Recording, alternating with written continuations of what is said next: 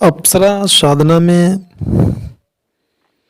अप्सरा गुटिका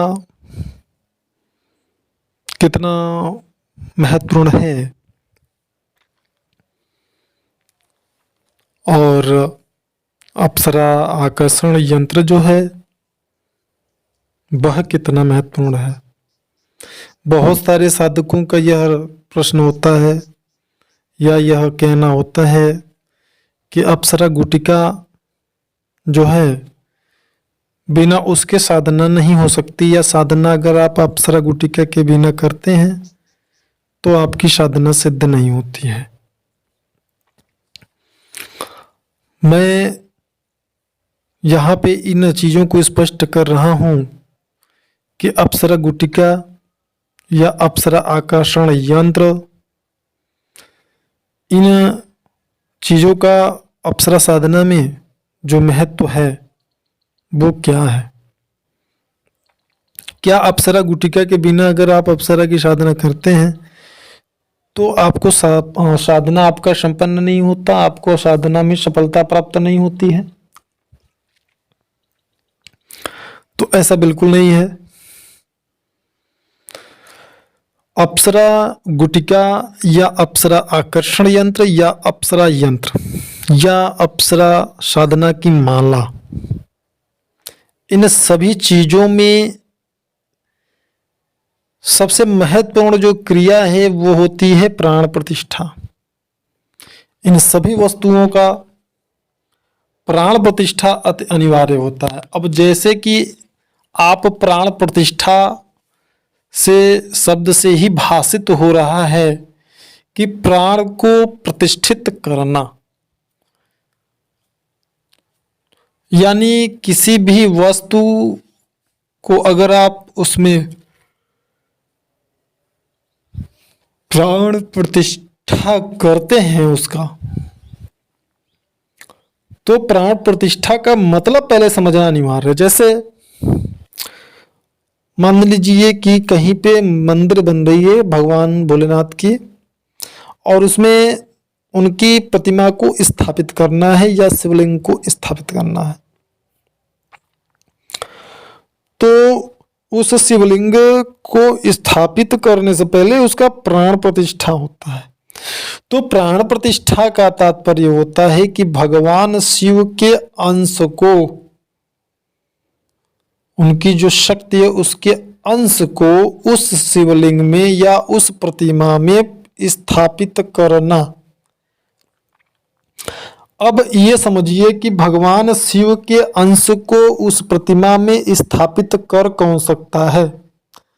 या तो भगवान शिव स्वयं उसमें स्थापित कर सकते हैं, अथवा ऐसा व्यक्ति कर सकता है जिस पर भगवान शिव की असीम कृपा हो, जो कई जन्मों से जिसने साधना किया हो, जिसके पास योग बल का असीमित भंडार हो। ऐसा साधक उस शिवलिंग या शिव की प्रतिमा में उनके अंश को स्थापित कर सकता है। ठीक इसी प्रकार अप्सरा साधना की जो भी सामग्रियां हैं वह तब तक निरर्थक हैं, बिल्कुल बेकार हैं, जब तक उन सामग्रियों का संस्कार और उन सामग्रियों की प्राण प्रतिष्ठा जब तक नहीं होती है।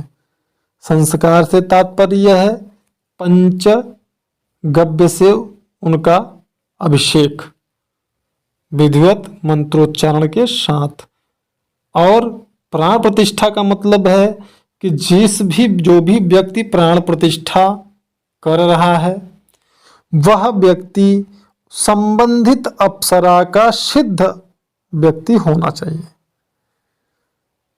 अगर मान लीजिए कोई भी मार्गदर्शक उर्वशी अप्सरा की साधना की सामग्री को संस्कारित और प्राण प्रतिष्ठित कर रहा है, तो इसके लिए बहुत ही आवश्यक होता है कि वह गुरु या मार्गदर्शक उर्वशी अप्सरा सिद्ध साधक हो।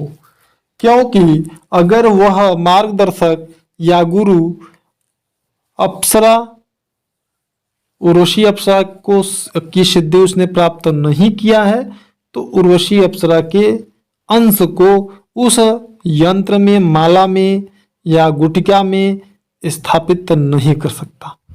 दूसरी स्थिति है कि यदि उस मार्गदर्शक या गुरु ने किसी उच्च स्तर की शक्ति को सिद्ध किया हो, जो आदि शक्तियां की स्वरूपा हैं, जो 10 महाविद्या की स्वरूपा हैं, ऐसी शक्तियों को अगर उसने सिद्ध किया है तो भी ऐसा मार्गदर्शक या गुरु उस अप्सरा साधना की सामग्री को प्राण प्रतिष्ठित कर सकता है।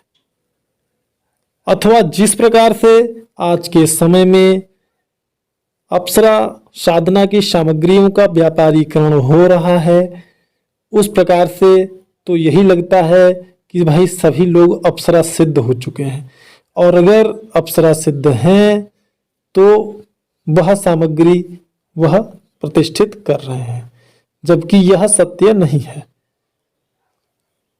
जिससे बहुत सारे साधकों की साधनाएं पूर्ण नहीं होती हैं, साधनाएं खंडित हो जाते हैं या उटपटांग उनको अनुभव आते हैं, डरावने अनुभव आते हैं। साधक साधना को छोड़ देते हैं, बंद कर देते हैं। उन्हें लगता है कोई उटपटांग साधना या कोई गलत सलत शक्ति सिद्ध हो रही है, या हमारे साथ में ये कैसी घटनाएं घट रही। इस प्रकार की चीजों के कारण साधक साधना ही छोड़ देते हैं और उनकी मानसिकता इस प्रकार की साधनाओं के प्रति गलत हो जाती है। तो यदि सामग्री आपकी प्राण प्रतिष्ठित है तो आप यह निश्चित मान लें कि आपकी साधना में अगर आएगी तो वो अप्सरा ही आएगी, अन्यथा अन्य कोई शक्ति आ ही नहीं सकती। ये आप समझ लो। जैसे अगर आप किसी का नाम लेके बुला रहे हो, वह आपसे परिचित है तो आएगा तो वही व्यक्ति आएगा, अन्य कोई व्यक्ति आपके पास नहीं आ सकता। तो परिचय का मतलब है अंश को स्थापित किया हुआ आपकी सामग्री। धन्यवाद।